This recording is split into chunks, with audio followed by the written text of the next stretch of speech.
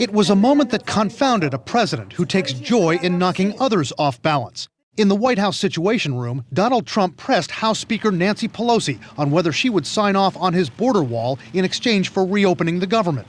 But instead of backing down, as so many of Trump's opponents have done in the past, Pelosi firmly said no. That's when Trump stormed out. Bye-bye, and I left. And he just walked out.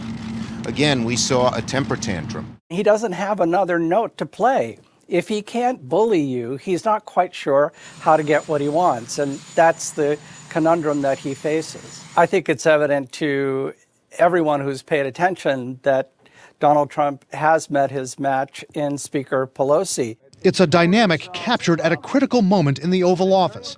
With the government shutdown looming in December, Trump tried to throw Pelosi off kilter by suggesting she was weak, but she wasn't having it.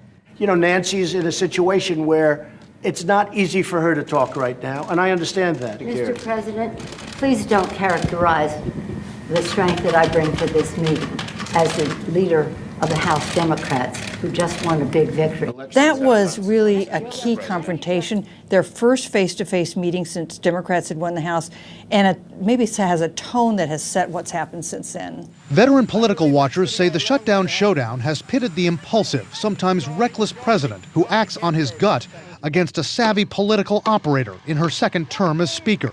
And so far, many observers believe Pelosi's winning. Asked if she thinks she's Donald Trump's equal, Pelosi told the New York Times coolly, quote, "The Constitution does." Biographers who know the president best say it's a bitter irony for Trump that the person who's frustrating him so profoundly at this moment is a woman. This president doesn't respect women. He hasn't encountered one with this level of power ever before in his life, and I think he's really confused about it. This is maybe the moment that he can't bluff his way out of, and I think it's really messing with his mind. In the past, women who've taken on Trump, like Rosie O'Donnell, have become the subject of his vicious insults. Well, Rosie O'Donnell's disgusting. I mean, both inside and out. You take a look at her, she's a slob. Then there are the disparaging slurs and nicknames he's directed at female critics, like Senator Elizabeth Warren. I've got more Indian blood in me than Pocahontas. And calling Stormy Daniels horseface. But so far, no nickname for Nancy Pelosi. Analysts say with her, Trump could be altering the pattern he's shown with strong women. I think that President Trump does respect Nancy Pelosi and respects her power and is going to respect her more when he finds out what she's like to negotiate with.